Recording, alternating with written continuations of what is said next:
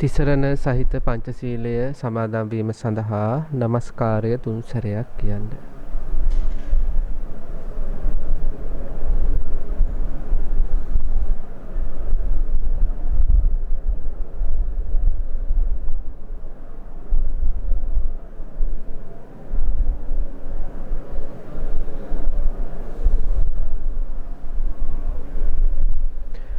බුද්ධං සරණං ගච්ඡාමි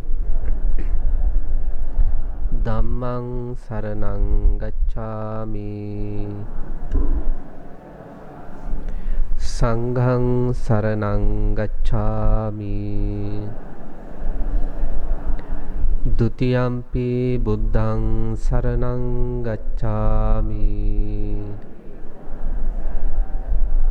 द्वितीयम्पि धम्मं शरणं गच्छामि द्वितीयम्पि संघं शरणं गच्छामि तृतीयम्पि बुद्धं शरणं गच्छामि तृतीयम्पि धम्मं शरणं गच्छामि तृतीयम्पि संघं शरणं गच्छामि शरणागमनं सम्पूर्णं पाणातिपाता वीरमणि सिक्खापदं समादियामि අදින්නාදානා වේරමණී සික්ඛාපදං සමාදියාමි කාමේසු මිච්ඡාචාරා වේරමණී සික්ඛාපදං සමාදියාමි මුසාවාදා වේරමණී සික්ඛාපදං සමාදියාමි සුරාමේරය මජ්ජපමා දට්ඨානා වේරමණී සික්ඛාපදං සමාදියාමි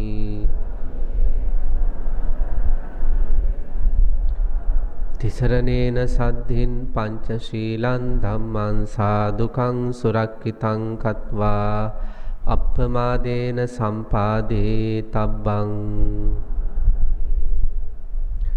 समन्ता चक्रवालेषु अत्रा गच्छन्तु देवता सद्धम्मं मुनि राजस्स सुनन्तु सग्ग मोक्खदं ධම්මස්සවන කාලෝ අයං බදන්තා ධම්මස්සවන කාලෝ අයං බදන්තා ධම්මස්සවන කාලෝ අයං බදන්තා නමෝ තස්ස භගවතෝ අරහතෝ සම්මා සම්බුද්දස්ස නමෝ තස්ස භගවතෝ අරහතෝ සම්මා සම්බුද්දස්ස නමෝ තස්ස භගවතෝ අරහතෝ සම්මා සම්බුද්දස්ස සුප්පබුද්ධං පබුද්ධಂತಿ සදා ගෝතම ශාවකා යේසං දිවාච රත්තෝච නිච්ඡං ධම්මගතා සති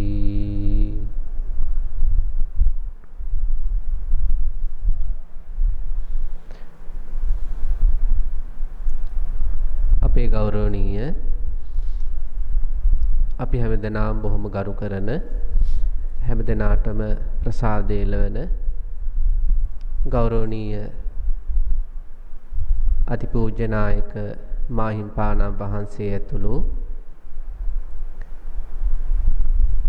අරණ්‍යවාසී මහා සංඝරත්නයන් අවසරයි ශ්‍රද්ධාවන්ත කාරුණික ගුණවන්ත පින්නතුනි මේ වස්සාන කාලය කියලා කියන්නේ ගිහි පැවිදි දෙපාර්ශවයම තමන්ගේ ප්‍රතිපත්තිකාමී ජීවිතේ දැඩි කරගෙන බුදු පියාණන් වහන්සේ දේශනා කළ ආකාරයටම ජීවිත සකස් කරගන්නට වෑයම් කරන වාසනාවන්ත කාලයක්. එදා තථාගත සම්මා සම්බුදුරජාණන් වහන්සේ වැඩ වාසය කරපු කාලේ ඉඳලා අද වෙනකම්ම ඉදිරියටත් මේ වස්සාන කාලය තුල ගිහි පැවිදි දෙපාර්ශ්වයේම අසීමාන්තික ශ්‍රද්ධාවකින්, හැඟීමකින්, ගෞරවයකින් මේ වස්සාන කාලයේ බොහෝ තමන්ගේ ජීවිතේට පුණ්‍ය ධර්ම, කුසල ධර්ම රැස් කර ගන්නවා. ඉතින් ගෞරවනීය නායක මාහිම්පාණන් වහන්සේ ඇතුළු මහා සංඝරත්නය මේ පින්නතුන් සමග කතා බස් කරලා මේ වස්සාන කාලය තුල අපේ පින්නතුන්ගේ ප්‍රතිපත්ති මාර්ගය තව තවත් දියුණු කරන්න ඕන කියන අදහසින් තමයි මේ වස්සාන ධර්ම දේශනා මාලාව සිද්ධ කරන්නට යෙදුනේ. අපටත් ආරාධනා කරන්නට යෙදුනේ. අද දවසේ අපි දේශනා කරන්නට බලාපොරොත්තු වෙන්නේ අපි මේ ලෝකේ බොහෝ අයගෙන් පිහිටක් ලැබෙයි, සරණක් ලැබෙයි කියලා පුංචි කාලේ ඉඳලම ජීවිත ගමනේ ආපු අය. අපිට ඉස්සෙල්ලාම අපේ ජීවිතේට පිහිටක් වගේ, රැකවරණයක් වගේ, සරණක් වගේ දැනුනේ අම්මයි තාත්තයි. ඊට පස්සේ අපිට අපේ ජීවිතේ එහෙම දැනෙන්න ගත්ත අපේ සහෝදර සහෝදරියන්. ඊළඟට අපිට එහෙම දැනෙන්න පටන් ගත්තා අපේ ජීවිතවලට වරින් වර එකතුණු යහළු මිත්‍රාදීන් විවිධ අය ගැන අපිට මෙයාලගෙන් මට සරණක් තියෙනවා, පිහිටක් තියෙනවා, රැකවරණයක් තියෙනවා කියලා විශ්වාසවන්තකම් ගොඩ නැගුණා. නමුත් ජීවිතේ මොකද්ද වෙලා තියෙන්නේ අපිට? පිහිටක් ලැබෙයි කියලා හිතපු අයගේ පිහිට නැති වෙනවා. රැකවරණයක් ලැබෙයි කියලා හිතාගෙන හිටපු අයගේ රැකවරණය නැති වෙනවා. විශ්වාස paludu වෙනවා. අපි අසරණ වෙනවා. එහෙම තමයි වෙනස් වන සංස්කාර විශේෂෙහි විශ්වාස තැබුවම ලෝක සත්‍යයට සිද්ධ වෙන දේ. වෙනස් වන දේවල් කෙරෙහි විශ්වාසවන්තකම් ඇති වෙලා බලාපොරොත්තු ගොඩනගා ගත්තම අපිට එහෙම වෙනවා. ඒක Tamanට විතරක් වෙච්ච දෙයක් නෙවෙයි. අම්මා තාත්තා පිහිටක් තමයි, රැකවරණයක් තමයි. නමුත් తాවකාලිකයි. ඒ නිසා අපි අපේ ජීවිතේට ස්ථිර රැකවරණයක්, පිහිටක්, සරණක් හොයාගන්න ඕන.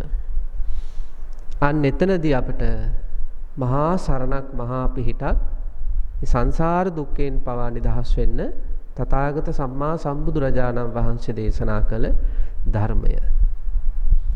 ඔය හිතර දැනෙන්න ඕන මේ ලෝකේ කාගෙන්වත් නොලැබෙන සරණක්, කාගෙන්වත් නොලැබෙන පිහිටක්, කාගෙන්වත් නොලැබෙන රැකවරණයක් ඔය හිතට දැනෙන්න ඕන ධර්මයේ තුලින් ඔය හිතට ලැබෙනවා කියලා.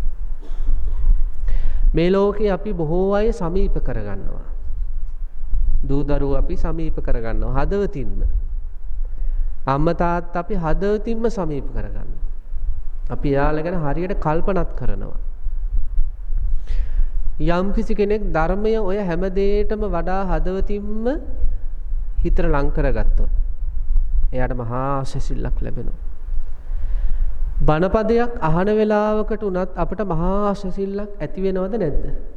ඇති වෙනවා. සැනසෙල්ලක්, සහනයක්, බරකින් නිදහස් වුණා වගේ හිතේ විවේකයක් අපිට දැනෙනවා. ධර්මයේ විපාක, ධර්මයේ ඇසුරු කරන අයට ප්‍රතිඵල ලැබෙන්නේ ඒ අහන වෙලාවෙ ඉඳලා.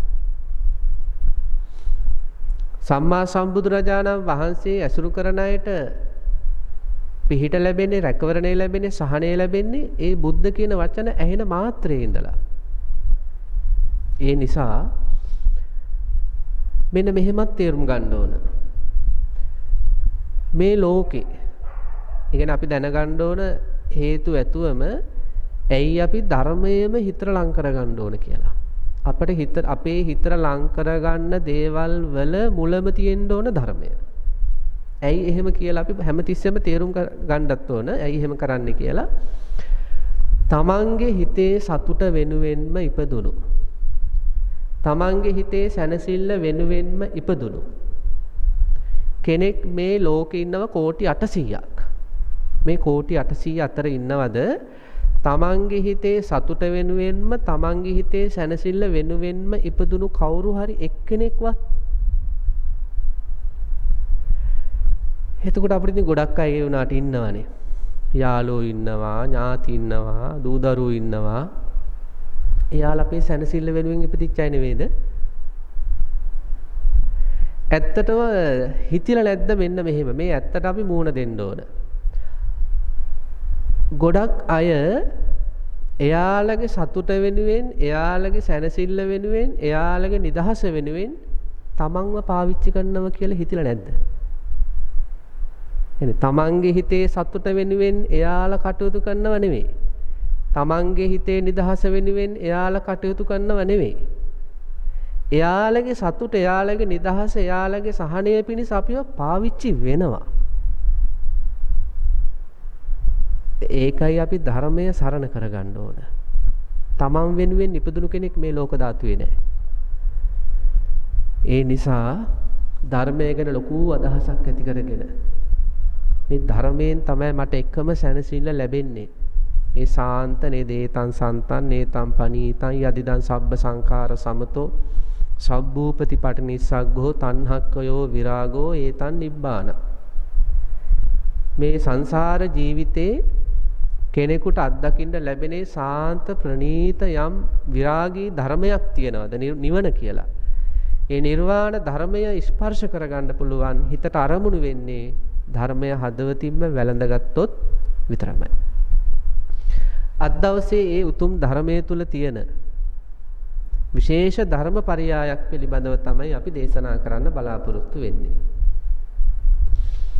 මේක විදර්ශනා මාර්ගයක්. මොකද්ද මේ විදර්ශනා මාර්ගය? අපිට මේ ලෝකය දකින්න සහ ලෝකය විඳින්න ලැබිලා තියෙනවා ආයතන 6ක්. මේ මොනවද ආයතන 6? චක්කායතන කියන්නේ ඇහැ, කන, නාසය, දිව, කය, මනස. ඔය ආයතන 6 ඇතුලේ සකස් වෙන දේවල් හින්දා තමයි අපි සංසාර ගමනක් පුරාවටම ඇදී යන්නේ. ඔය ආයතන 6 තුල සකස් වෙන දේවල් නිසා තමයි අපිට අනන්ත අප්‍රමාණ දුක් දුම්නස් විඳින්න වෙලා තියෙන්නේ. එතකොට ඔය ඇස, කය, කන, නාසය, දිව, කය, මනස කියන ආයතන 6 සංවර කරගත්තොත් බුදුරජාණන් වහන්සේ දේශනා කළ ධර්මයට අනුකූලව අපි විඳින අනන්ත අප්‍රමාණ දුක් දෝමනස්යන් වගේක් ප්‍රහාණය වෙනවා. සංසාර ගමනේ අපට ඇදී යන්න වෙන එක නතර වෙනවා. අපේ පින්නතුන් අහලා තියෙනව නේද ඉන්ද්‍රිය භාවනා සූත්‍රය? අහලා තියෙනව නේද? මජ්ක්‍ධිම නිකායේ උපරිපන්නාසකේ තියෙන මේ සූත්‍ර දේශනාව. ඉන්ද්‍රිය භාවනාව.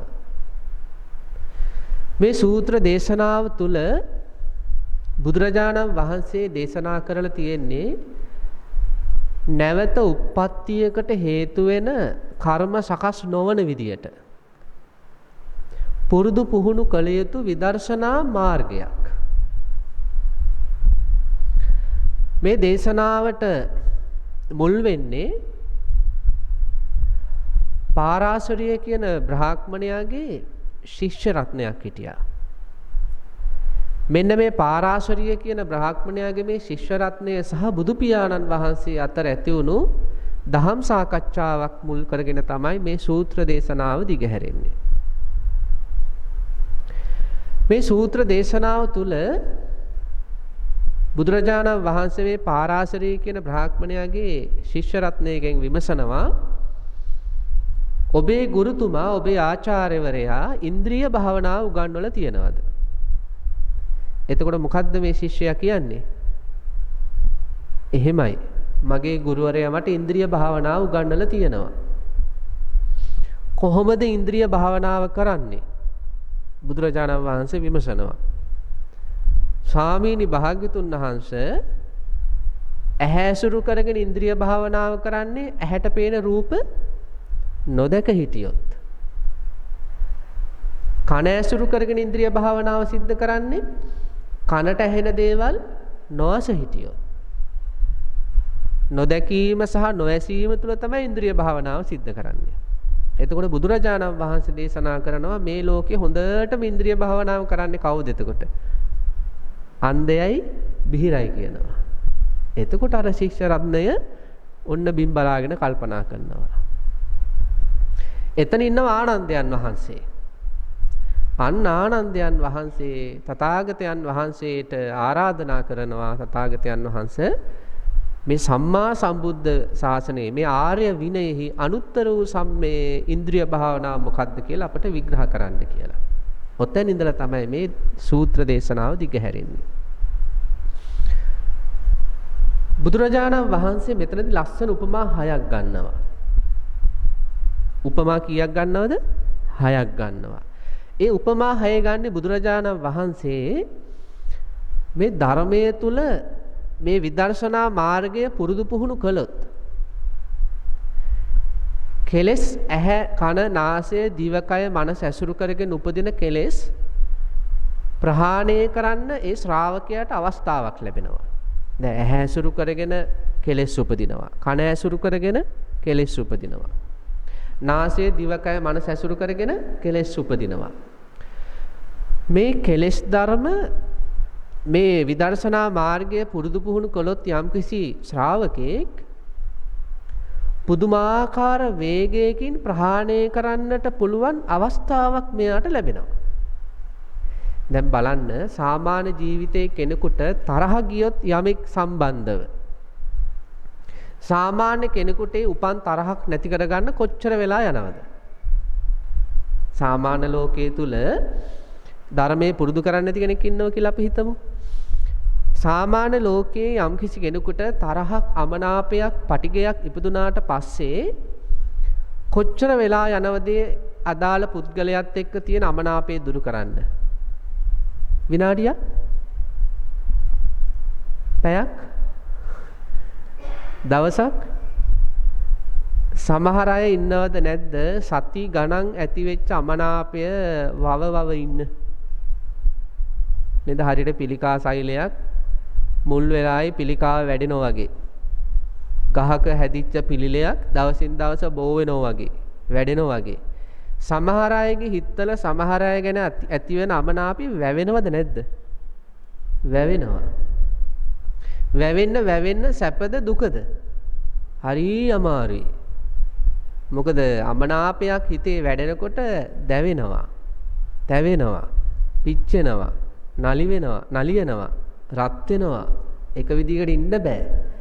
දැන් කුසල් වැඩෙන ධර්ම ශ්‍රවණයේ තුල නිවිලා ඉන්නව නේද? හරි සාන්තයි. හොඳටම තරහ ගියපු කෙනෙක් මේ වෙලාවට පොඩ්ඩක් මතක් කරලා බලන්න. හොඳටම තරහ ගියපු කෙනෙක් මේ ලෝකේ මේ වෙලාවේ ඉන්නව නම් එයාට ඔහොම ඉන්න පුළුවන්ද? නේද? එයාගේ හුස්ම වේග වැඩි වෙලා දැන් අපේ හුස්ම සංසිඳිලා තියෙන්නේ. තරහ ගියපු කෙනෙකුට මේ වෙලාවේ පොඩ්ඩක් කල්පනා කරලා බලුවොත් වේගෙන් උණුසුමට හුස්ම වැටෙනවා. රත් වෙලා. ශරීරය රත් වෙලා. ශරීර වෙවුලනවා. ඒක තැනක ඉන්න බෑ. වාඩි වෙලා ඉන්නත් බෑ, හිටගෙන ඉන්නත් බෑ. එතකොට සාමාන්‍ය මේ ලෝකයේ කෙනෙක් ගත්තොත් එයාට ඇති වෙන අමනාපකම දුරු කරන්න, ප්‍රහාණය කරන්න සතියකින්වත් බෑ. සමහර අය ඉන්නවා අවුරුදු ගණන් සමහර අයත් එක්ක අමනාපයි. ඇයි? අර ඇති වෙච්ච අමනාපය ප්‍රහාණය කරගන්න ක්‍රමයක් නෑ මෙයාට. එතකොට බුදුරජාණන් වහන්සේ දෙනව උපමා 6ක්.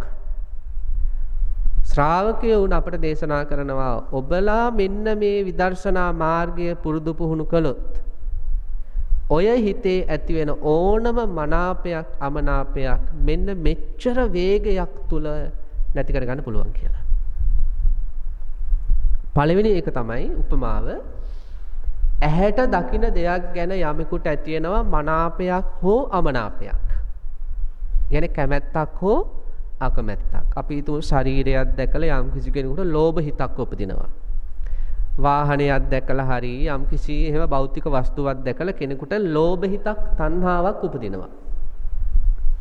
එහෙම නැත්නම් තමන් අකමැති කෙනෙක් ඇහැට ගොදුරු වෙලා ඇහැට ගෝචර වෙලා ඒ තරහකාරයා දැකලා මෙයාට අමනාපයක් උපදිනවා. බුදුරජාණන් වහන්සේ දේශනා කරනවා ඇසිපිල්ලමක් ගහන්න අපට කොච්චර වෙලාවක්ද යන්නේ? මේ ගහලා ඉවරයි. එවන් වේගයක් තුල එවන් කාලයක් තුල අර අමනාපේ දුරු වෙනවා මේ මාර්ගය පුරුදු කළොත්.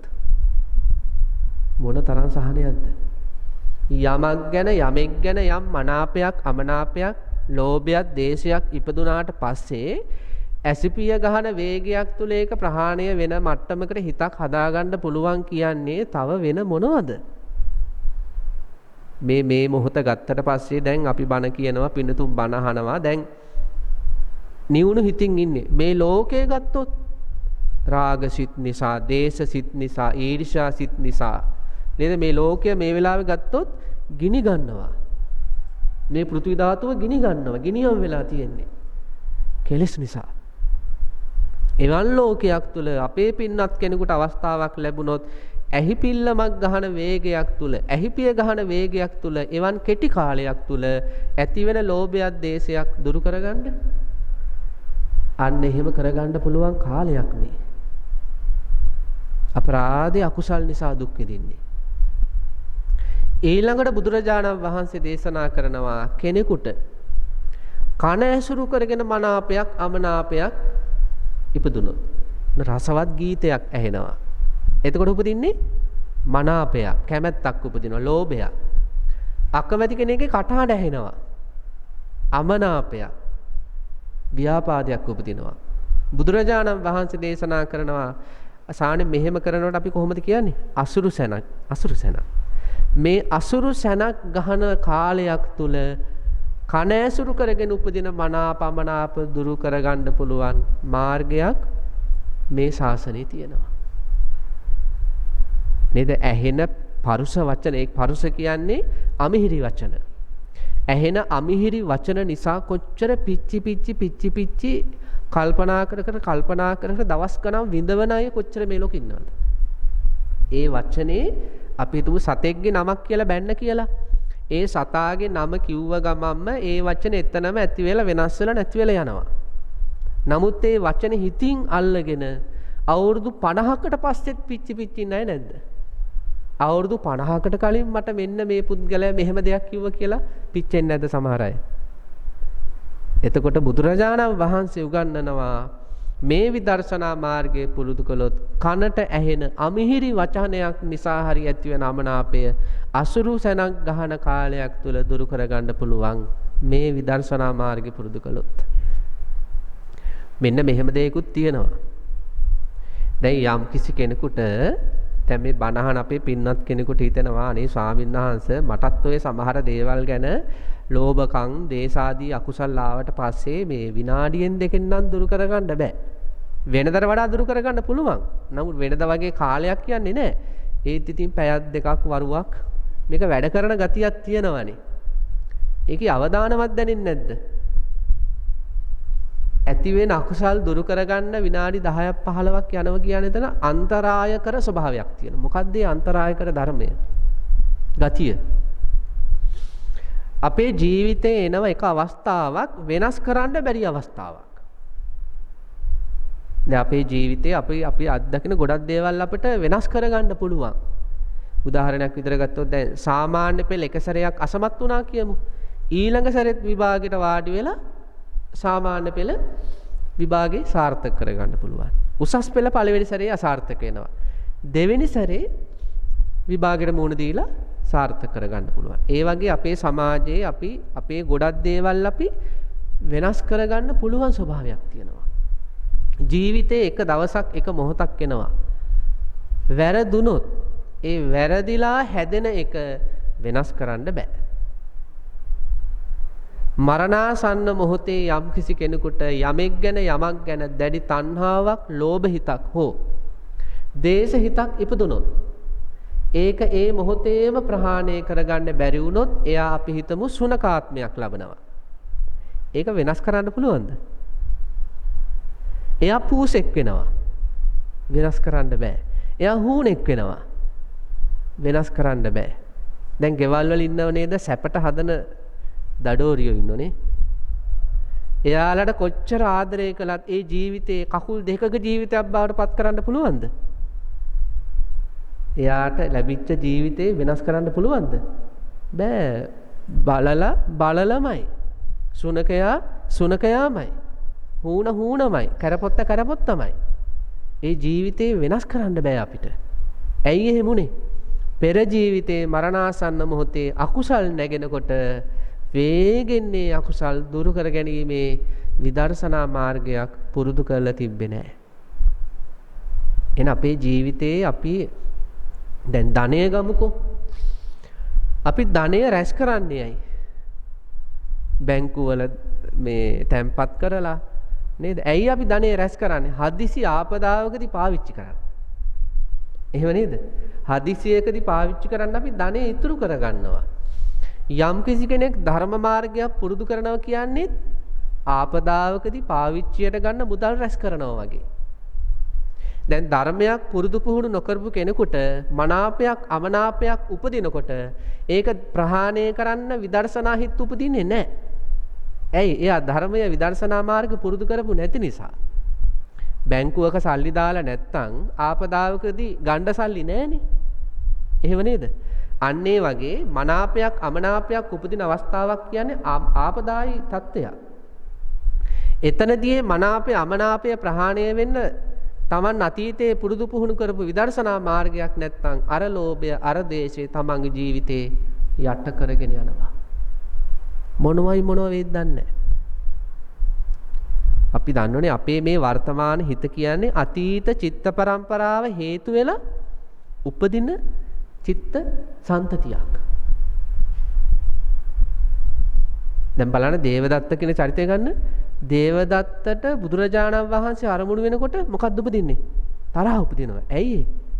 සංසාරේ ඒ බෝධිසත්ව ආත්මයත් එක්ක බෝධිසත්ව ආත්මය හමු වෙනකොට මෙයාට වැඩි වාර ගාණක් ඉපදුනේ ද්වේෂහිත. අන්නේ ගතියට යනවද? දැන් මේ ජීවිතෙත් ඉන්නවනේ සමහර අය ද්වේෂාධිකයි. ඇයි ඒ චිත්ත පරම්පරාව පිරික්සලා බලන්න පුළුවන් නම් බුදුරජාණන් වහන්සේ නමකට බුදුරජාණන් වහන්සේ දකි මේ චිත්ත පරම්පරාව ගොඩක් භවයන් වල ඇවිල්ලා තියෙන දේශාධිකව. ඒ ගතියට යනවා මේ භවෙත්. සමහර අය ඉන්නවා ලෝභාධිකයි.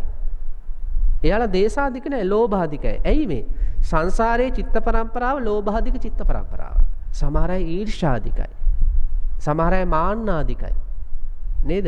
එහෙම සමහර අය මසුරු මල සහිතයි.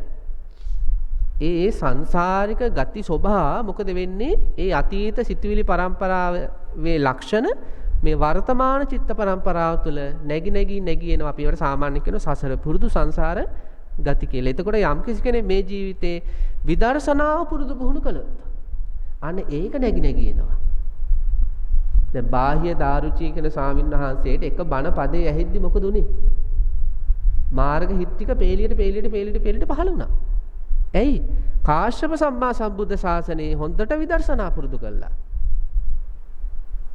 එතකොට දැන් යම් කිසි කෙනෙක්ගේ චිත්ත පරම්පරාව යමක් පුරුදු කළේද ඒව තමයි පස්සේ නැగి එන්නේ. දැන් අපි හිතමු ඊයේ දවසේ යම් කිසි කෙනෙක් දවසේම අපි හිතමු ඊයේ දවසේම මේ අපි හිතමු සිනමාවක් බැලුවා කියලා පැය 3-4ක. يعني එයාගේ හිත ඊයේ වැඩිපුර ඇසුරු කළේ රංගන ශිල්පිනියන් සිනමාව. අද දවසෙත් වැඩිපුර නැగి එන්නේ මොනවද? අර රංගන ශිල්පීන්ගේ චිත්‍ර රූප ඒ සිනමාවේ තිබ්බ දර්ශන. අපි හිතමු ඊයේ දවසේ පුරාම යම් කිසි කෙනෙක් ගීත ශ්‍රවණය කළා කියලා. හිතින් ඇසුරු කළා කියලා. අද එන්නේ මොනවද? අද වැඩිපුර වාර ගාණක් හිතේ ගීත ගලාගෙන යන්න පටන් ගන්නවා. එහෙම තමයි. ඊයේ රෑ අපි කාත් එක්ක හරි අමනාපෙන් නිදාගත්ත කියන්නකො උදේ නැගිටිද්දිම මතක් වෙන්නේ කවුද? ඒ අමනාපයේ ඇති වුණ චරිතේ නැగి එනවා. හිතේ අන්න එහෙම ගතියක් තියෙනවා. ඇසුරු කරන්නේ මොකද්ද? ඒක නැగి එනවා. නිකන් නෙස්කැපේ මැෂින් එකක් වගේ. මෙහෙන් දාන්නේ මොනවද? අරහෙන් එන්නේ ඒවා. අන්න ඒ වගේ අපි ඇසුරු කරන දේවල් තමයි හිතක නැగి එන්නේ. එහෙනම් විදර්ශනා මාර්ගයක් පුරුදු පුහුණු කරලා නැත්නම් යම් කිසි කෙනෙක් මරණාසන්න මොහොතේ මොකද වෙන්නේ? එයාට ලෝභයක් දේශයක් උපදිනකොට එන්න විදර්ශනා නැහැ. තියෙන්න බෑ. එයාට එන්නේ අර ලෝභයට දේශයට අතීතයේ ප්‍රතිචාර දැක්විය යම් ආකාරයකටද ඒ ආකාරයට ප්‍රතිචාර දීගෙන මරණය වැළඳ ගන්නෝ දුගතියට යනවා. ඒ නිසා ආපදාවකදී පාවිච්චියට ගන්න හොඳ විදර්ශනාවක් හදාගෙන ඉන්න ඕන. ආපදා නම් හැමතිස්සෙමද නැද්ද? නේද? ප්‍රශ්න කියන ඒවා හැමතිස්සෙම නේ. පොඩ්ඩක් අපි ඔය මේ සාමාන්‍යයෙන් ගිහි ජීවිතයට බෙල බැලුවොත් බලන්න ප්‍රශ්න පින්නතුන්ට දැනුත් විසඳන්න ප්‍රශ්නයක් තියෙනවා. ඕක විසඳුවට පස්සේ තව එන්නත් ප්‍රශ්න තියෙනවා. ඔය ප්‍රශ්නවලදී විදර්ශනාවක් නැත්තම් මොකද වෙන්නේ? ආවේගශීලී වෙනවා. Tamanටයි හානිය ඉස්සෙල්ලම වෙන්නේ. ඒ නිසා මේ අපට මේ දහම ගැන ඇති වෙන්න ඕන මේ මොකද මේ ධර්මයෙන් පුළුවන් මේ හැම ප්‍රශ්නයක්ම අපිට විසඳගන්න. මොනතරම් මේ තථාගතයන් වහන්සේ දේශනා කළ ධර්මය අපේ ජීවිතයට ලං කරගත්තොත් ඇති වෙන ඕනම ආපදා තත්ත්වයක් තුල ඕනෑම ගැටලුකාරී තත්ත්වයක් තුල ඇති වෙන මනාප අමනාප ලෝභ දේශ මොහ ආදිය ප්‍රහාණය කරමින් අපිට ලොකු රැකවරණයක් ලබා දෙන බවයි. ඒවට තමයි බුදු පියාණන් වහන්සේ කියන්නේ අකුසල් දුරු කරගන්නට අපිට මොනතරම් ඉක්මනට පුළුවන්ද කියලා මේ මාර්ගය තුලින් අපට තේරුම් ගන්න තමයි බුදුරජාණන් වහන්සේ දේශනා කළේ ඇහැසුරු කරගෙන උපදින මනාපමනාප ඇසිපිල්ලමක් ගහන වේගයක් තුල ප්‍රහාණය කරගන්න අපට අවස්ථාව ලැබෙනවා. කන ඇසුරු කරගෙන උපදින මනාපමනාප අසුරුසනක් ගහන වේගයක් තුල නැති කරගන්න පුළුවන්. නාසය ඇසුරු කරගෙන යම් මනාපයක් අමනාපයක් උපදිනව නම් බුදුරජාණන් වහන්සේ ඒකට දීලා තුන උපමාවක් ඇල කරපු නෙළුම් පතක් තියෙනවා. ඇලයට නෙළුම් පත තියෙන්නේ. මේකට වතුර බින්දුවක් දැම්මට පස්සේ මොකද වෙන්නේ? වේගෙන් පහළට යනවා. අන්න ඒ වගේ වේගවත් කාලයක් තුල නාසය ඇසුරු කරගෙන උපදින මනාපමනාප ශ්‍රාවකයට ප්‍රහාණය කරන්න අවස්ථාව ලැබෙනවා මේ විදර්ශනා මාර්ගයෙන්. දිවට දැනෙන රසයක් මුල් කරගෙන ආහාර ගන්න වෙලාවක අපි හිතමු අමනාපයක් උපදිනවා. ආහාරයේ තියෙන ගල් කැටයක් අහුවෙලා හරි මොකක් හරි වරදක් මුල් කරගෙන. එතකොට මේ අමනාපය දුරු කරන්න පුළුවන් බුදුරජාණන් වහන්සේ දේශනා කරනවා නිරෝගී ශක්තිමත් පුරුෂයෙක් කෙලපිඩක් බැහැර කරන්නට ගන්නේ යම් සුළු කාලයක්ද එවන් සුළු කාලයක් තුල රසය මුල් කරගෙන ඇති වෙන මනාපමනාප දුරු කරගන්න පුළුවන් මේ විදර්ශනා මාර්ගයෙන්. ඊළඟට කයට දැනෙන ස්පර්ශයක් නිසා යමෙකුට ලෝභයක්, දේශයක්, මෝහයක් උපදිනවා නම් බුදුරජාණන් වහන්සේ දේශනා කරනවා හකුලපුවතක් දිගාරින වේගයක් තුල ඒ මනාපමනාප දුරු කරන්න පුළුවන්. අවසාන උපමාව තමයි ඇහැ කන නාසය දිවකය මනස ඇසුරු කරගෙන කෙලෙස් උපදින්න නැති තත්ත්වයක් ආවත් හිත ඇසුරු කරගෙන නේද? අරමුණු ගන්න අපට නෑ, රූප නෑ, ශබ්ද නෑ, ගන්ධ නෑ, රස නෑ, ස්පර්ශ නෑ. හැබැයි මනස ඇසුරු කරගෙන අරමුණු ගන්න පුළුවන්. අතීතය ලුහු බඳින්න පුළුවන්. එහෙම අතීතයේ ලුහු බැඳීමක් හෝ අනාගත ප්‍රාර්ථනා සහගත යම්කිසි මනාපයක් අමනාපයක් ඉපදුනොත් බුදුරජාණන් වහන්සේ දේශනා කරනවා දවස පුරාම රත් වෙච්ච යකඩයක් තියෙනවා. මේ දවස පුරාම රත් වෙච්ච යකඩෙට වතුර බින්දුවක් දාපු සැනෙන්නේ නැති වෙනවා. අන්න එවන් වේගයක් තුල මතකයන් තුල හෝ අනාගතය අරමුණු කරලා මනස ඇසුරු කරගෙන මනාපමනාපාදී කෙලෙස් උපදිනවා නම් ඒවා ශ්‍රාවකයට ප්‍රහාණය කරගන්න පුළුවන්. එතකොට ඔන්න ඔය විදියට ඇහැ කන නාසය දිවකය මනස ඇසුරු කරගෙන උපදින කෙලෙස් මොහොතින් ප්‍රහාණය කරගන්න පුළුවන් යම් භාවනාවක් තියෙනවාද ඒ භාවනාවට කියනවා ඉන්ද්‍රිය භාවනාව කියලා. එතකොට මේ මාර්ගය ඇත්තටම අපිට පුරුදු කරගන්න පුළුවන් වුණොත් වාසිද නැද්ද? මහා වාසියක් නේද? ජීවිතයේ ඇතිවෙන ඕනම තත්ත්වයක් තුලදී ආවේගයක් ලෝභ සහගතව ආවේගයක් දේශ සහගතව තමන්ට තමන් ඇසුරු කරන අයට විපත්තිදායක විදියට හැසිරෙන්නට තියෙන අවස්ථාව නැති වෙනවා මේ විදර්ශනා මාර්ගයේ පුරුදු කළොත්. දැන් බලමු මොකද්ද මේ විදර්ශනා මාර්ගය? මේ ඉන්ද්‍රිය භාවනා සූත්‍රයේදී විදර්ශනා මාර්ගයේ වචන 3කින් බුදුරජාණන් වහන්සේ විග්‍රහ කළා. කාරණා 3කින්. මොකක්ද ඒ කාරණා 3? සංකත, ඕලාරික පටිච්ච සමුප්පන්න.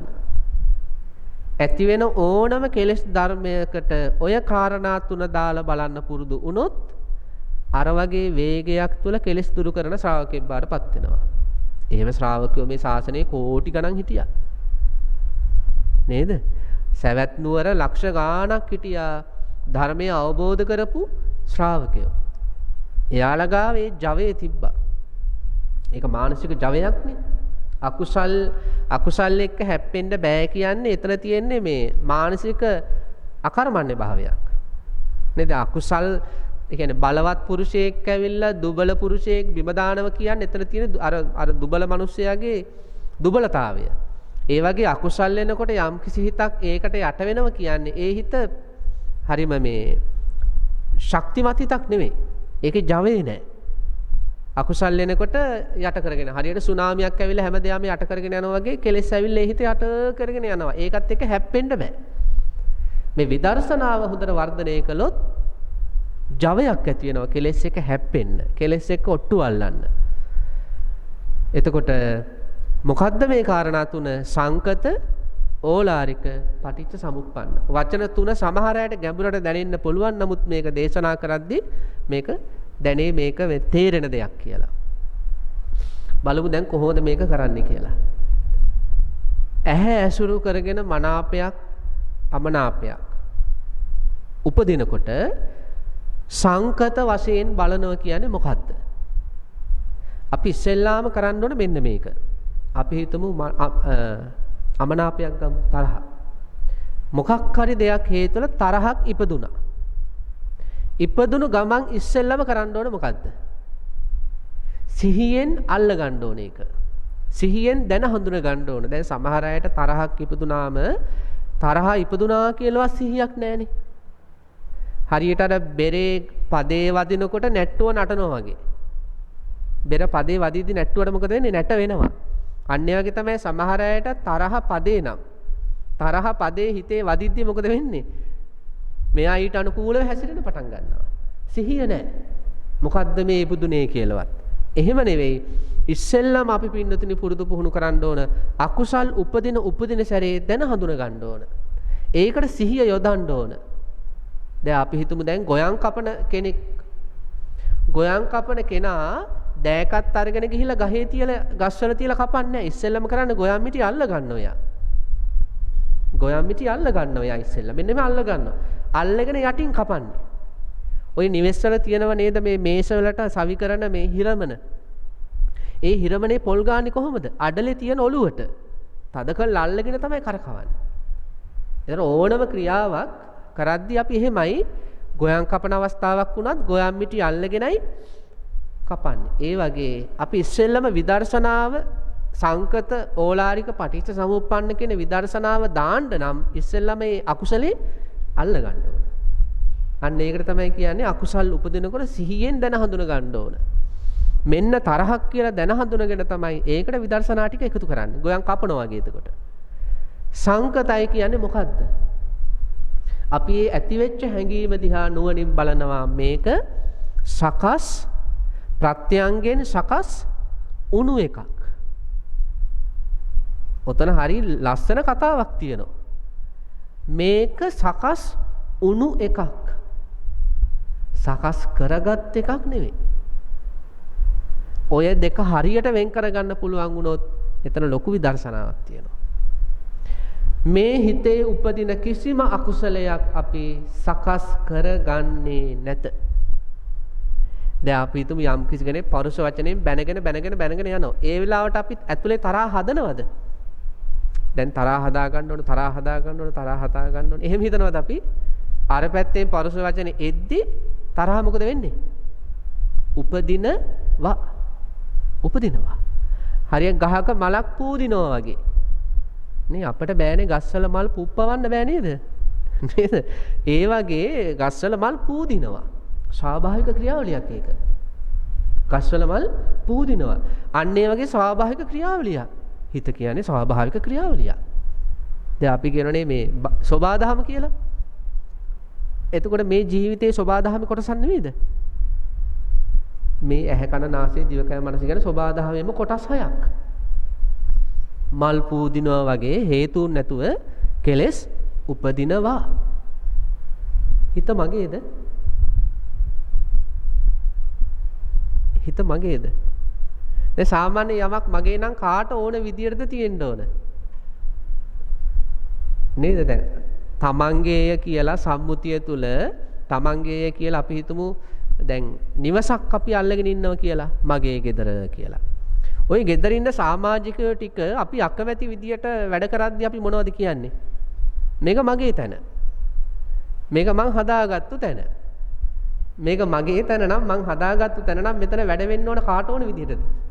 මට ඕන විදියට. ඇයි මේක මගේ තැන? එතකොට යමක් මගේ නම් මට ඕන විදියට තියෙන්න ඕන. දැන් හිත මගේ නම් කාට ඕන විදියටද හිත තියෙන්න ඕන? Tamanට ඕන විදියටනේ. එහෙනම් තරහ ඇති කරගන්න නැතුව ඉන්න. තරහ ඇති වෙන්න දෙන්නේ නැතුව මේක මගේ හිතනේ මේකේ තරහ ඇති වෙන්න බෑ. අපිට එහෙම ආණ්ඩු කරන්න පුළුවන්ද හිතට? අන්න ඒක තමයි අපි අල්ල ගන්න ඕන. ආදරය කරන කෙනෙක් ඉස්සරහට එනවා. දුව හරි පුතා හරි කියලා කියමු. තමන්ගේ ඉස්සරහට එනකොට මෙතන ආදරේ හදා ගන්නවද ආදරේ හැදෙනවද? ආදරේ හැදෙනවා. හොඳට බලන්න මේ ලෝකයේ සමහර රූප දකිද්දි තරහ හැදෙනවා. තරහ උපදිනවා. සමහර රූප දකිද්දි ආදරය, ලෝභය උපදිනවා. අන්න ඒකට කියනවා සංකතයි කියලා. කියන්නේ හේතුන් නිසා සකස් වෙනවා මේ මොහොතේ. එතකොට තරහක් ගමු අපි. තරහක් උපදින මොහොතේ අපි ඒක තරහ බව හඳුනගෙන කල්පනා කරනවා මේක මේ මොහොතේ සකස් වුණා. දෙවි කෙනෙක් හැදුවවත්, බ්‍රහ්මයෙක් හැදුවවත්, මාරයෙක් හැදුවවත්, ආත්මයක් විසින් හැදුවවත් නෙවෙයි. හේතුන් නිසා මේක මේ මොහොතේ සකස් වුණු හැඟීමක්. ඊළඟ මේ මොහොතේ මේ සකස් වුණු හැඟීම කලින් මොහොතේ ඉඳලා මේ මොහොතට ආපු එකක්ද? කලින් මොහොතේ ඉඳලා මේ මොහොතට ආවනම් තරහ නිට්ටයයි.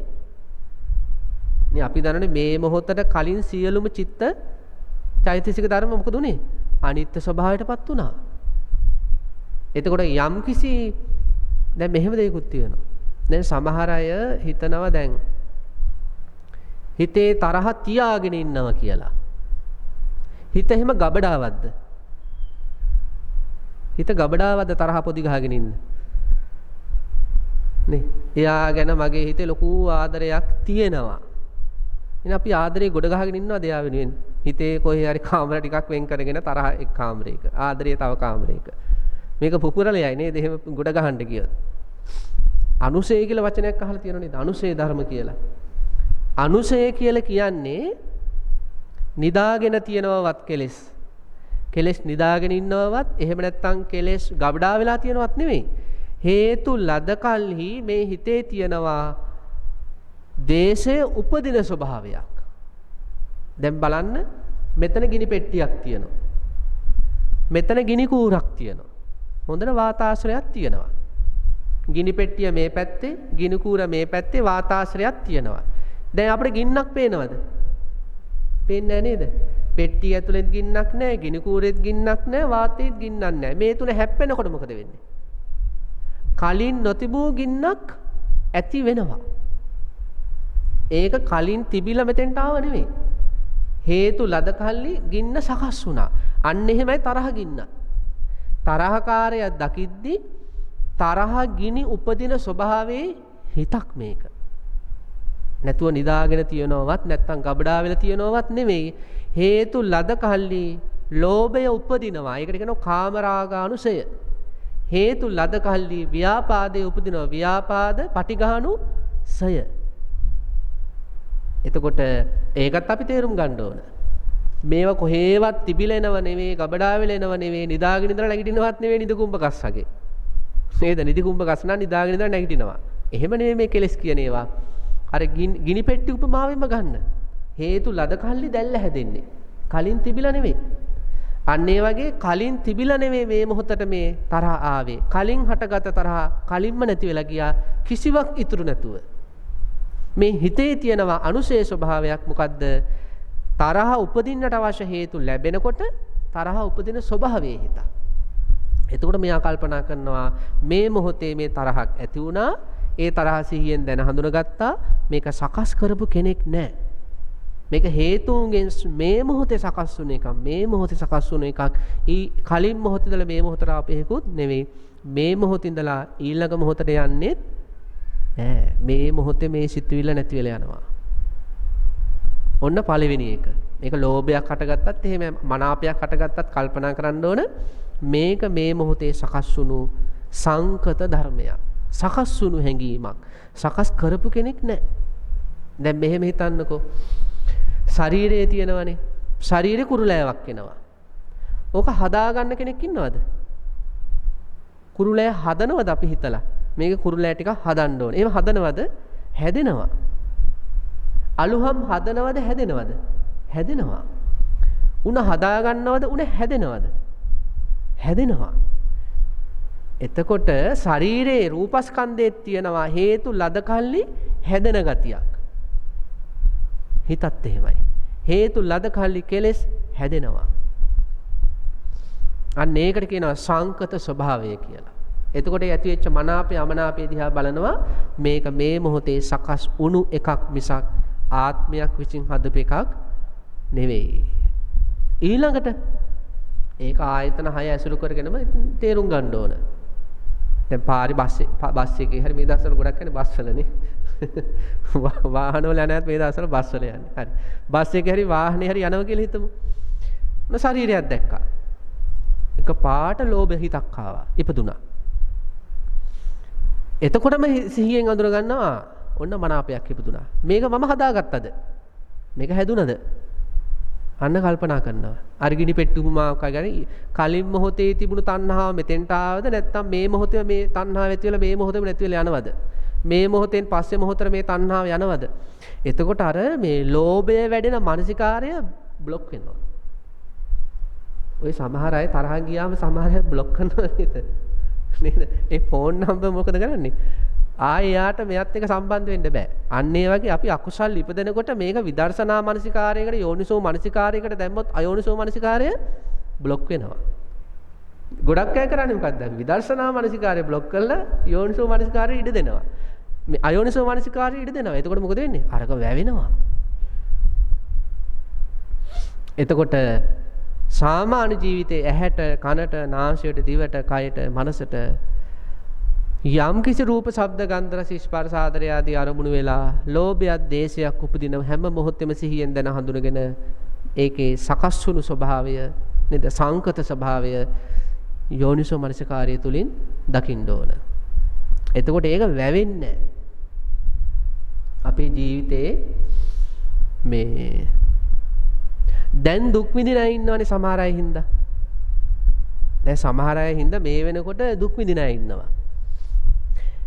එයාලගේ ඒ දුක් විඳීමට හේතු හොයාගෙන අපි යන්කෝ ඉස්සරහට අතීතයට යන්කෝ. මුල කොතනද පටන් ගන්නෙ?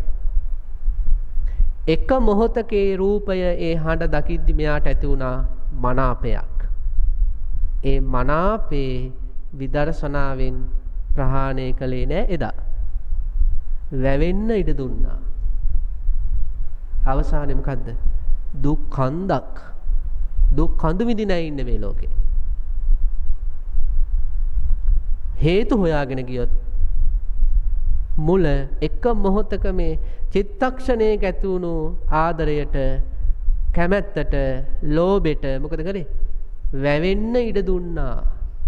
ඇත්තට ඉතින් ඒ කාලේ ධර්මයේ දන්නේ නැති නිසා ඒක වෙන්න පුළුවන්. දැන් ධර්මයේ දන්නවනේ. දැන් වැවෙන්න දෙන්න බෑ. නේද? දැන් කපන්න ඕන විදර්ශනාවේ.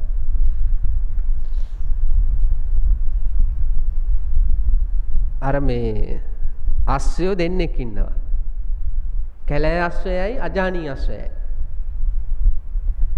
අජානීය අස්සයාට දැන් කැලෑ අස්සයාට කැලේ ඉඳලා ගමට ගෙනාපු අස්සයා දැන් අද වරදක් කළා කියමු. අද වරදක් කළාට පස්සේ අසරුව ගහනවා කසින්. හොඳටම ගහනවා. හෙට උදේ වෙද්දි මතක නැහැ. ආපු අර වරදම කරලා දුකටපත් වෙනවා. අජානීය අස්සය එහෙම නෙවෙයි. අද පාරක් කෑවොත් හොඳට මතක තියාගන්න හෙට ආයෙ කරන්නේ නැහැ ඒක. හරිද? අපි කල්පනා කරලා බලන්න ඕන අපි වැටෙන්නේ මොන අස්සය ගොඩටද? අතීතයේ ඇතිවෙච්ච මනාපයක් අමනාපයක් වැවෙන්න දීලා හොඳටම අමාරුවේ වැටුණා. මොකද කරන්නේ සමහර අය? ආපහු අමාරුවේ වැටෙනවා. ඉවරයක් නැහැ. මැරෙනකන් ඇලි ඇලි ගැටි. සමහර අය අජානීය අස්සය වගේ. ගන්නව ලොකු හයියක්. ලොකු අදිෂ්ඨානයක් ගන්නවා. විඳපු දුක් දිහා ධර්මානුකූලව බලලා ජීවිතේ ආපස්සට හැරිලා බලලා මේ හැම දුකකටම හේතුව මේ ඇතිවෙච්ච ලෝභය, මේ ඇතිවෙච්ච දේශය, මේවට මම වැවෙන්න ඉඩ දුන්නා. මම එදා මේව ප්‍රහාණය කළේ නෑ. ඒකයි මේ දුක. මේ දුකට මෙයා වග කියන්න ඕනේ නෑ. මෙයා වග කියන්න ඕනේ නෑ. මේ දුකට හේතුව මම මේ හිතේ ඇති වුණ තණ්හාව. ආයෙ මං ඒ වගේ දේවල් ඉඩ දෙන්නේ නෑ. මේ ධර්මයේ පුරුදු කරනවා මං. ආන්නයා හොඳ සිහියෙන් ජීවත් වෙමින් මනාපයක් අමනාපයක් උපදිනකොට දකිනවා මේක සකස් වුණු එකක්. මේක අයිතිකාරයක් නැති හැඟීමක්. මේක හේතුන්ගෙන් සකස් වුණු එකක්. මේක මේ මොහොතේ ඇති වෙලා වෙනස් වෙලා නැති වෙලා යන එකක්. අන්න එහෙම කල්පනා කරනවා. ඕලාරිකයි කියන්නේ ඇයි? දෙවෙනි කාරණාව. සංකතයි ඕලාරිකයි. ඕලාරිකයි කියන්නේ මේ උපදින හැම කෙලෙස් ධර්මයක්ම කර්කශයි. ගොරෝසුයි, රළුයි, දුක්ඛ පක්ෂයටමයි අයිති. කුසල ධර්ම සුඛ පක්ෂයට, මෛත්‍රිය, කරුණාව, විරාගය සුඛ පක්ෂයට අයිති.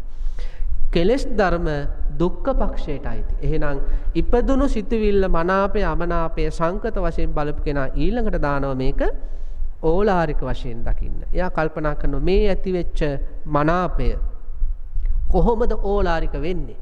මේ ඇතිවෙච්ච මනාපය කොහොමද දුක්ඛ පක්ෂයකට අයිති වෙන්නේ? කොහොමද මේ ඇතිවෙච්ච මනාපය කර්කශ ධර්මයක් වෙන්නේ? බලන්න පටිච්ච සමුප්පාදේ තියෙනවා පස්ස පච්චය වේදනා. වේදනා පච්චය තණ්හා. තණ්හා පච්චය උපාදාන පච්චය භව පච්චය ජාති පච්චය ජරා මරණ. එතකොට මෙයා කල්පනා කරන මේ වෙලාවේ ඇති වුණා මේ හිතේ මනාපයක්. තණ්හාව ඉපදුණා. දැන් මේක විදර්ශනාවෙන් ප්‍රහාණය කළේ නැත්නම් මේ තණ්හාවේ ඊළඟ පියවර මොකද්ද? උපාදානය. යමක් ගැන එක මොහොතක ඇති වෙන තණ්හාවට වැඩෙන්න දුන්නොත් ඒක ඊළඟ පියවර තමයි ඒකේ උපාදානය. උපාදානයේ සකස් වුණා කියන්නේ විපාක පිණිස කර්ම සකස් වෙනවා කියන එක. විපාක පිණිස කර්ම සකස් වෙනවා කියන්නේ නැවත ප්‍රතිසන්දි විඥාණයකට හේතු සකස් වෙනවා. නැවත ප්‍රතිසන්දියකට හේතු සකස් වුණා කියන්නේ ජාතිය හේතු වුණා ජරා ව්‍යාධි මරණ. ඒ කියන්නේ අපිට දැනෙන්න ඕන මෙන්න මෙහෙම මේක. වේලුණු කැලයක් තියෙනවා. වේලුණු කැලයක්. හොඳටම පායන කාලේ වේලිලා. මේකට ගිනි හුලක් ඇල්ලුවොත් මොකද වෙන්නේ? හොස් ගහලපත් වෙලා යනවා. අන්න ඒ වගේ තමයි අපිට එක මොහොතක මේ යම් රූපයක්, ශබ්දයක්, ගන්ධයක්, රසයක්, ස්පර්ශයක්, ආදරයක් ගැන ඇතිවෙන තණ්හාව අපි දකින්න ඕනේ ගිනි හුලක් වගේ. ඕක වැඩේන දුන්නොත් ඕක උපාදාන භව, ජාති, ජරා, ව්‍යාධි සංසාරේ 11 ගින්නටම අහු වෙන්න වැඩේ කරනවා. මේ 11 ගින්න තියෙනවා ජාති ගින්න, ජරා ගින්න, ව්‍යාධි ගින්න. මේ 11 ගින්නට දැන් හිතන්න මේ ජීවිතේ අපිට ලැබුණේ ඇයි? අතීත අවිද්‍යාව, කර්ම, තණ්හාව. ඔය තුනේ හින්දා මේ ජීවිතේ ලැබුණේ. එතකොට මේ ජීවිතේ අපි මේ වර්ධනය කරන තණ්හාවක් තියෙනවා නම්, වැඩෙන තණ්හාවක් වෙනවා නම් මේ තණ්හාව තවත් මේ වගේම පංචස්කන්ධ පහල කරන්න හේතු වෙනවා. දුක්ඛ සමුදය සත්‍ය මොකද්ද? තණ්හාව. සියලු දුක්ඛයන්ට ස්කන්ධ දුක්ඛයන්ට හේතුව තණ්හාව. මේ යමක් ගැන කැමැත්ත උපදිනකොට ඔහොම බරට දැනෙන්නේ නැහනේ. ඇයි? අවිද්‍යාව විසින් මොකද්ද කරන්නේ? උපද්දවනවා ආශාදය. ඒක වසමිශ්‍ර කේක් කෑල්ලක් වගේ. වසමිශ්‍ර කේක් කෑල්ලේ වස තියෙනවා කියලා දන්නේ නැති කෙනා හොඳට තලු මර හපනවා. පස්සේ තමයි ආදීනව පටන් ගන්න. අන්න ඒ වගේ තමයි අවිද්‍යාව තණ්හාවත් එක්ක ඉපදුනාට පස්සේ දැන් කෙනෙක්ගෙන් ආදරේ ලැබෙනකොට මෙතන ආශාදි හැදෙනවා. ශරීරයක් දැක්කට පස්සේ තණ්හාවත් එක්ක මොකද වෙන්නේ? ආශාදි උපදිනවා. අන්න ඒ ඇමට තමයි අහු වෙන්නේ. සිහි එලවල විදර්ශනාවෙන් බැලුවේ නැත්නම් මොකද වෙන්නේ? ඕක තණ්හා, උපාදාන, භව ලොකු ගමනක් ගිහිල්ලා අමාරුවේ වැටලා නතර වෙන්නේ. එතකොට මෙයා කල්පනා කරනවා මේ මොහොතේ මට මේ රූපය ගැන ඇති වුණා කැමැත්තක්. මේ කැමැත්ත කරකසයි, ඕලාරිකයි. ඇයි? මේක මේ සංසාරික ගමනකට හේතු වෙන ආරම්භයක්. සංසාරික ගමනකට මේ අතපොත තැබුවේ. අපිට එහෙම එන්න ඕන පින්නතුනේ නේ යමක් ගැන ආසාවක් හිතේ ඇති වෙනකොට පුවත්පතක් බලන අවස්ථාවක් කියන්නේ, රූපවාහිනියක් බලන අවස්ථාවක් කියන්නේ, ඒව දකිද්දී ඇති වෙනනේ ආසාවල්, තණ්හාවල්. ඒ වෙලාවට ඉක්මනට මේ විදර්ශනාට දාන්න ඕන. අපි නැවත මතක් කරනවා අද අපට වැරදිලා තියෙන්නේ අතීතයේ ඇතුළු පොඩි කැමැත්තට ඉඩ දුන්නා. ඒක අපට පපුවටම දැනෙන්න ඕන. මට මේ වැරදිච්ච වැරදිල්ල වුණා නම් උනේ, මට මෙහෙම දුක් විඳින්න වුණා නම් උනේ ඒක සංසාරික තණ්හාව. එහෙම නැත්නම් මේ ජීවිතේම යම් කිසි දෙයක් ගැන, යම් කිසි ස්නේහයක් ගැන හරි රූපයක් ගැන හරි ඇතිවෙච්ච තණ්හාව ප්‍රහාණය කළේ නැහැ. ඒක හොඳට දැනුණොත් තමයි ආපහු මේ වගේ දේවල් වලට ඉඩ දෙන්නේ නැත්තේ. ඒ හිත මං කිව්වේ, අපි කිව්වේ හිත ඇසුරු කරන දේවල් අනුවයි හැඩ ගැහෙන්නේ. එහෙනම් හිතට දුන්නොත් මේකේ භයානකම, මෙයා ඊළඟ මොහොතේ තණ්හාවක් උපදිනකොට මට භයානකම සිහිපත් වෙනවා. එතකොට සංවර වෙනවා. ඕලාරිකයි. කෙලස් දුක්ඛ පක්ෂයට අයිති කියලා අන්න එහෙම මෙනෙහි කරා. තව තියෙනවා. ඔය මනාපයක් අමනාපයක් උපදිනකොට මේ අකුසල පාක්ෂික ධර්මනේ. ඒවත් එක්ක උපදින අකුසල සාධාරණ චෛතසික. මනාපයක් අමනාපයක් උපදිනකොට එතන උපදිනවා උද්දච්චය, නොසන්සුන්කම. මේක දුකක්. අහිරි කනොත්ප්ප, වරදට ලැජ්ජ නැතිකම, විපාකයට බය නැතිකම. ඒක දුකක්. මෝහය. හැම අකුසල ධර්මයක් එක්කම ඔය නොසන්සුන්කම, වරදට ලැජ්ජ නැතිකම, විපාකයට බය නැතිකම, මෝහය උපදිනවා. ඒක දුකක්. ඔය හැම මනාප අමනාපයම දුරදිග යද්දී මොකද වෙන්නේ? අත්තානුවාද බයට හේතු වෙනවා. තමන්ගේ ආත්මයම තමන්ට, يعني සම්මුති වශයෙන් මේ කියන්නේ තමන්ගේ ජීවිතේම තමන්ට චෝදනා කරන මට්ටමකටපත් වෙනවා. පරානුවාද බය, බාහිර අයගෙන් අපවාද ලැබෙන්න හේතු වෙනවා. ඇති වෙන මනාප අමනාප. ඒ වගේම දණ්ඩ බය. අරය දඬුවම් කරයිද දන්නේ නැහැ, මෙයා දඬුවම් කරයිද දන්නේ නැහැ, රජෙන් දඬුවම් කරයිද දන්නේ නැහැ කියලා ඒ ඇතිවෙච්ච මනාප අමනාප වර්ධනය කරගන්න වෙනකොට ඒ බය එනවා. දුක්ගති බය. මේ ඇතිවෙච්ච මනාප, මේ ඇතිවෙච්ච අමනාප නිසා මං අපායට යයිද?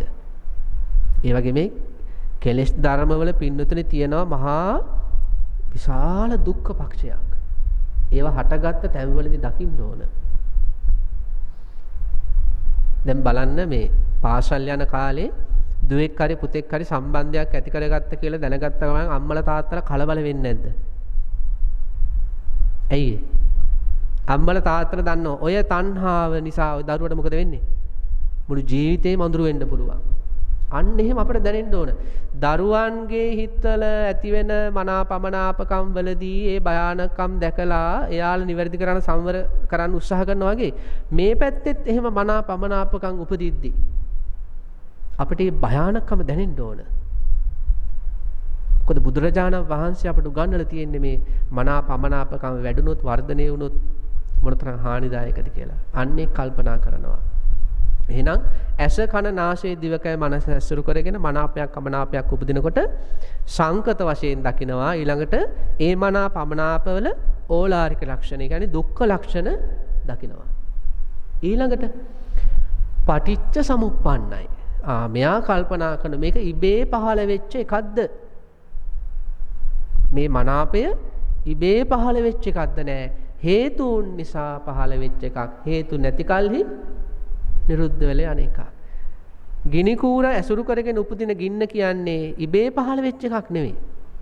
හේතුන් නිසා පහළ වෙච්ච එකක්. මේ පහන් දැල්ල කියන්නේ තෙල් වැටිය, තෙල්, පහන, වාතාශ්‍රය ආදී හේතු වෙලා හැදෙන එකක්.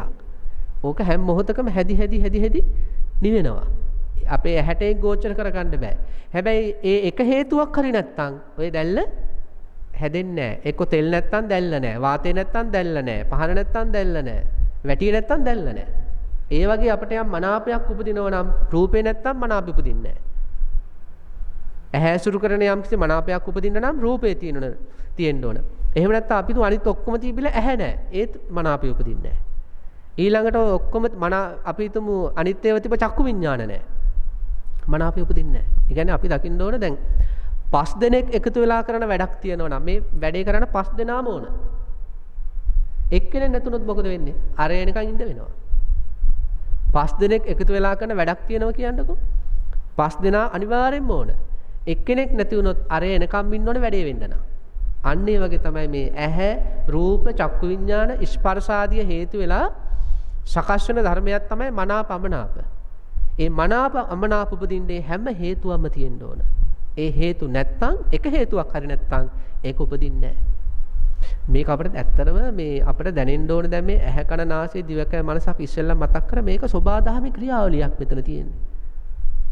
වතුර හේතු වෙලා, පෝර හේතු වෙලා, ගහ හේතු වෙලා, මලක් හැදිලා පරවෙල යනවා වගේ මේ විවිධ හේතු සමුදායකට අනුකූලව සිතවිල්ලක් පහළ වෙලා නැති වෙලා යනවා.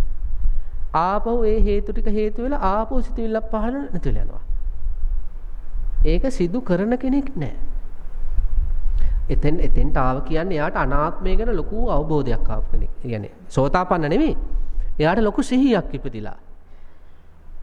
එනේ ඇහත් දැනෙන්න ඕන සෝබාදහමේ ක්‍රියාවලියක් විදියට. දැනෙනවා තමයි මම ඉන්නේ කියලා. ඒක අපේ අවිද්‍යාව නිසා ඇති වෙන අදහසක් නේ. අපේ නොදන්නකමට තමයි අපිට හිතෙන්නේ මෙතන ආත්මයක් තියෙනවා කියලා. නමුත් බුදුරජාණන් වහන්සේ පැහැදිලිවම දැක්ක මේකේ ආත්මත්වයෙන් තොර ධර්මයක්. නිස්සත්ත්‍ය නිජීව ශුන්‍ය ධර්මයක්. එතකොට මේ බුදුරජාණන් වහන්සේ කියන්නේ අපිට ඉහළ මානසිකත්වයක් තියෙන මහා ඥානවන්ත උත්තමයෙක් මෙහෙම දේශනා කළා තියෙනවා නම් මෙතන ආත්මයක් නැහැ කියලා අපිට හිතන අපේ මෝඩකමට. හැබැයි යම් කිසි කෙනෙකුට මේ සංකත පරිසම්පන්න ඕලාරික විදර්ශනාව කරගෙන යද්දී පින්නතුන එක තැනකදී දැනෙනවා මේක සෝබාදහමි ක්‍රියාවලියක්. හේතු ලද කල්ලි සකස් වෙන හේතු නැති කල්ලි නිරුද්ධ වෙලා යන එකක් පිටිපස්සේ චක්කු විඥාන, සෝත විඥාන වශයෙන් එකක් පිටිපස්සේ වශයෙන් මේ සිත්විලි ඇත් වෙන නැසුන නැතුන මේක ගලාගෙන යන ජලපාරක් වගේ, හමාගෙන යන හුලඟක් වගේ කියලා. සෝබාදහමයි මේ ජීවිතේ එකක් කොට දැනෙනවා. ඒකට කියනවා ද්වයතාවය බිඳීම කියලා. අපිට ද්වයතාවයක් තියෙනවා කියන්නේ අපිට දෙකක් දැනෙන්නේ. මම එකක්, බාහිර ලෝක එකක්. මේ විදර්ශනාව තුල ඉස්සරහට ගියපු කෙනාට දැනෙනවා දෙකම එකක්. හරියට ගංගාවල් දෙකක් දෙපැත්තෙන් ඇවිල්ලා එකතු වුණා වගේ. එතකොට එකක් වෙලා යනවනේ. අන්න ඒවා මෙයාට ඉස්සර නම් දැනෙන්නේ සෝබාදහම එකක්, මේක තව එකක් කියලා. නමුත් දැන් දෙකම එකටම ගලාගෙන යන ධර්ම පරම්පරාවක් වශයෙන් දැනෙනවා. මේ ඔක්කොම එකට ගලාගෙන යන ධර්ම පරම්පරාවක්. ඔතෙන්ට අපේ හිත අපිට ගන්න පුළුවන් නම් පින්නතුනි. එතන විශාල නිදහසක් තියෙනවා. ඉතින් අන්න ඒ වගේ මානසිකත්වයකට ආව කෙනෙකුට තමයි විදර්ශනා උපේක්ෂාව කියන එක උපදින්නේ. මේක තියෙනවනේ මෙයා මේ මනාපමනාප දිහා සංගත පරිසම්පන්න ඕලාරික වශයෙන් දකිද්දි මෙයාගේ හිත ශාන්ත ප්‍රණීත විදර්ශනා උපේක්ෂාවක පිහිටනවා. ඒ උපේක්ෂාවට ආපු කෙනාට මොකද වෙන්නේ? ඇලීම්, ගැටීම්, මුලාවීම් නැති සාන්ත හිතකින් ජීවිතේ පවත්වාගෙන යන්න අවස්ථාවක් ලැබෙනවා. ඉතින් අපි දැන් හරියට පැයක් මේ දේශනාව කළේ. දැන් 8යි කාලයි 7යි 5ට පටන් ගත්තේ. අර විදුලි බලයට විනාඩි 10ක් 5ක් අයින් කරන්න ඕන. එතකොට මේ පැයකට ආසන්න කාලයක් තුල අපි දේශනා කළේ අකුසල් ප්‍රහාණයට අපිට ලැබිච්ච හොඳ අවස්ථාවක් ගැන. මේ අවස්ථාව ලැබෙන්නේ බුද්ධ ශාසනයේදී විතරයි දේශනා කරන්න අපිටයි පින්නතුන්ටයි. මෙන්න මෙහෙම හිතන්නකෝ. බණ අහන්න ලැබිලත්, භාවනා කරන්න ලැබිලත්, දහම් සාකච්ඡා කරන්න ලැබිලත්, දහම් පුස්තක හදාරන්න ලැබිලත් තාමත් පොඩ මනාපමනාප තරහ අමනාපකම් ලෝභ ආදී උපදිනවා නම් ශාසනයේ හෙවණ යට ඉද්දිත් මෙහෙමනම් හිත තාමත් මේක හිතුවක් කාරණා හරියට හදාගන්න බැරි නම් ශාසනයේ පිහිටක් නැති භවයක් ඊළඟ ජීවිතේට හමු වුණොත් හිතා ගන්න පුළුවන් නේද? කෙලෙස් වලට කෙලෙස් ඇවිස්සලා වෙන දේ. එනේ දහමේ පිහිට දහමේ සෙවණ තියෙද්දිත් මෙයා මෙහෙමනම් මේ මනස කියන දේ අහන්න නැත්තම් දහමේ පිහිට සෙවණ නැති භවයක හිර වුණොත් මරණාසන්න මොහොතක් වැරදිලා තිරිසන්නාත්මයක ඉපදුණොත් പ്രേතාත්මයක ඉපදුණොත් මොකද්ද යන කල දසාව? ඒ තිරිසන් ලෝක රාග හිත් නිසා, දේශ හිත් නිසා, මෝහ හිත් නිසා උමතු වෙලා තියෙන්නේ. පිස්සු වැටලා තියෙන්නේ. ඒ තිරිසන් ලෝක කියන්නේ නිකන් පාවෙන ජීවිත. ඔය අපේ සමහර අය හීනෙන් ඇවිදිනවනේ. අනේ හීනෙන් ඇවිදිනා වගේ තමයි තිරිසන් මානසිකත්වයක් කියන්නේ. ඒ කෙලෙස් නිසා ඒක මත් වෙලා තියෙන්නේ. ඔය මත්පැන් පාවිච්චි කරාට පස්සේ සමහර අය ඇවිදින්නේ මත් වෙලානේ හරියට දිශාව හොයා ගන්න බෑ වගේ. අනේ වගේ මේ එහෙම මත් වෙච්ච මානසිකත්වය තමයි තිරිසන් මානසිකත්වය කියන්නේ. හැමතිස්සෙම කෙලෙස් වලින් මත් වෙලා, උමතු වෙලා වගේ, සිහිවිකල් වෙලා වගේ. පාවෙන චරිත. අන්න ඒවා පාවෙන මනසකට වැටෙන්න පුළුවන්. අපි මේ ජීවිතේ මේ ධර්මය පිහිට කරගෙන ලෝභ දේශ මොහ ආදිය ප්‍රහාණය කරගෙන අඩුම ගන්න සෝතාපන්න තත්ත්වයකටවත් පත් නොවුණු. ඒ නිසා ලොකු අදිෂ්ඨානයක් ගන්න. මේ වෙනකොටත් ඔය පින්නතුන් අපේ පින්නතුන් යම් පිළිවෙතකමයි ඉන්නේ. පුළුවන් විදියට ශික්ෂාපද පහ බැරිනම් ශික්ෂාපද 3ක් හරි රකින්න අය මෙතන ඇති. ඉතින් ඒ පිළිවෙත වැඩි දියුණු කරන්න. අවසාන වශයෙන් මේ කාරණාව කියලා දේශනා නතර කරන්නම්. මේක දේශනා කරන අපටත් වර්ධින තැනක් නිසා. දැන් අපි ධර්මයේ දැනගන්නව නේද? සූත්‍ර අභිධර්ම විනය අපි හදාරනවනේ. ওই ධර්මය හදාරද්දී ධර්මයේ තුර දැනුම ගොඩ ගැහෙද්දී මේ ඕකත් එක්ක අවිද්‍යාව එකතු වුණාට පස්සේ අපට නිකන් දැනෙනවා මේ මම යමක් කරගෙන වගේ කියලා. ඒ දැනුම කියන එක එක්රැස් වෙනකොට ඒ හිතේ ඇති වෙන යම් ස්වභාවයක්. අපි හරියට තේරුම් ගන්න ඕන මේ දැනුමෙනුත් යම් ප්‍රමාණයක් කෙලෙස් ප්‍රහාණයක් වෙනවා. ඒක මෙන්න මේ වගේ. මලකඩ කාපු පිහියක් තියෙනවා. හොඳටම මලකඩ කාලා. ඒ පිහිය ගෙනල්ලා මම මේ මේසෙ ගහනවා. එතකොට මලකඩ කුඩු වැටෙනව නේද බිමට? හැබැයි ඔක්කොම මලකඩ යනවද? නෑ. අර මලකඩ ටික යවන්න හොඳට ගල කතුල්ලන්න ඕන. කම්මලකට දෙන්න ඕන.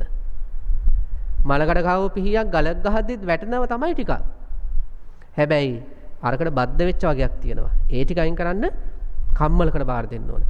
ධර්ම ශ්‍රවණයෙන්, දහම් පුස්තක හැදෑරීමෙන්, දහම් සාකච්ඡා වලින් ඔය වගේ දැනුම සුත්තමේ ඥානය අපි ඇති කරගන්න දේවල් තුලින් ඇතිවෙන ඒ සුත්තමේ ඥානයට ප්‍රහාණය වෙන කෙලෙස් අපි දකින්න ඕන. පිහිය මේකේ ගහද්දි වැටෙන්නේ අර කුඩු වගේ. අන්න වගේ යම් කෙලෙස් වගේ ප්‍රහාණය වෙනවා. හැබැයි අර සංසාරේ අර ආසව වගේ පැහි තිබ්බේවා නේද? සසර පුරුදු වශයෙන් එන ඔය ප්‍රබල එක එක අයට ඒවා විවිධයි. අන්න ඒවා කල්පනා කරලා බලන්න ගල් ගෙඩි වගේ තියෙනවා. ඒවා ප්‍රහාණය වෙන්නේ නැහැ දැනුමට.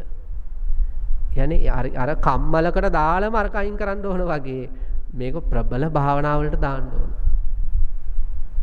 ඒක ඒ තම තමන්ගේ හිත දන්නවා. ඒ කියන්නේ ඇත්ත ස්වාමීන් වහන්සේ මේ මාන්නය මට ප්‍රශ්නයක්, තරහ යන එක මට ප්‍රශ්නයක්, ලෝභය ප්‍රශ්නයක්. එහෙම එක එක හිත දන්නවා. ඒ හිතවල උගුලන්න බැරි කෙලස් තියෙනවා.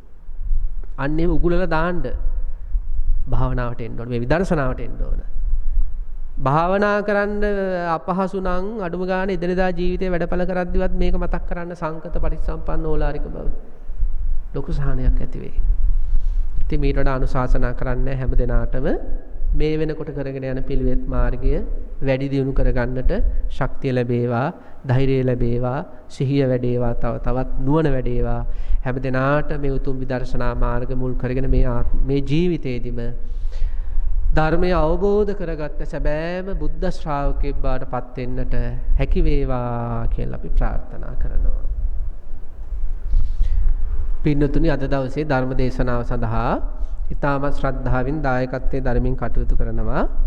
2022 ජූලි 31 ධර්ම දේශනාවේ දායකත්ව විදියට මාලනී ගුණවර්ධන මෑණියන්, මංගලිකා බොතේජු මහත්මිය, ධම්මලතා අමරසිංහ මහත්මිය, ශ්‍රීමති විජේතුංග මහත්මිය, සජීවා චිත්‍රමාලී පෙරේරා මහත්මිය, ආර්.කේ. රාජමන්ත්‍රී මහත්මිය, I.W.M.G. ප්‍රේමතිලක මහත්මිය, සී සූර්ය බණ්ඩාර මහත්මිය, එස් නිස්සංක මහත්මයා, අනෝමා ගුණරත්න මහත්මිය කියන පින්වත් හැමදෙනාම දායකත්වයේ දරමින් කටයුතු කරනවා. ඉතින් මේ පින්නතුන් දායකත්වයේ දරපු නිසා තමයි අපේ මේ පින්වත් හැමදෙනාටම බුදුරජාණන් වහන්සේ දේශනා කළ ඊටාම පිරිසිදු ධර්ම මාර්ගයක් ශ්‍රවණය කරන්න අවස්ථාව ලැබුණේ. ඉතින් මේ හැමදෙනාටම අපි ආශිර්වාද කරනවා, ප්‍රාර්ථනා කරනවා මේ සිදු කරගත් මහානීය ධර්ම දානමය පින්කමේ ආනිසංස වාරයෙන් ඒ හැම දිනාටම තව තවත් ධර්ම මාර්ගය තුල නිදහසේ යෑමට අවශ්‍ය කායික මානසික සුවපත් භාවය ලැබේවා. මේ අන් අයගේ හිත් සනසන්නට මේ කළ කැපවීම ඒ හිත්වල උතුම් සැනසෙල්ලටම හේතු වේවා කියලා ප්‍රාර්ථනා කරමු. ඒ වගේම අපි කවුරුත් බොහෝම ගරු කරන අපේ පින්නන්ත නායක ස්වාමින් වහන්සේ මේ වෙලාව ඉතා ගෞරවයෙන් සිහිපත් කරනවා. ගෞරවනීය නායක මාහිම්පාණන් වහන්සේට ඒ වගේම ආරාම වාසී ගෞරවනීය අරණ්‍ය වාසී මහා සංඝරත්නයට මේ සිදු කරගෙන යන සියලුම ශාසනික උතුම් පින්කම් වල ආනිසංස වාරයෙන් කායික මානසික සුවපත් භාවය හැම මොහොතකම ලැබේවා. උන්වහන්සේලා බලාපොරොත්තු වෙන සියලුම ශාසනික කටයුතු ඉතාමත් පහසුවෙන් සිදු කරගන්නට හැකි වේවා. උතුම් නිවනින්ද සැනසේවා කියලා අපි ප්‍රාර්ථනා කරමු. ඒ වගේම පින්නතුනි දායකත්වයේ දරන පින්නතුන් ඇතුළු මේ පින්නතුන් නමින් මිය පරලොව යන්නට යෙදුණු යම් තාක් ඥාති වර්ගයා ඉන්නවා නම් ඒ ඥාතීන්ටත් ඔබ අප හැම නමින් සංසාරික වශයෙන් මීගේ ඥාතින් නැත්නම් මේ හැම ඥාති කෙනෙකුටමත් මේ මහා ධර්ම ශ්‍රවණ ධර්ම දානමය පුණ්‍ය ශක්තිය අනුමෝදන් වේවා කියලා ප්‍රාර්ථනා කරමු. ගම්වාසී නියම් ගම්වාසී ලෝකවාසී අනන්ත සක්වල වාසී සියලුම දෙවියන්ද මේ උතුම් පුණ්‍ය ශක්තිය සාදු හිතින් සතුටු හිතින් අනුමෝදන් කරගනිත්වා මේ හැම දිනාම රැකදෙත්වා කියලත් අපි ප්‍රාර්ථනා කරනවා.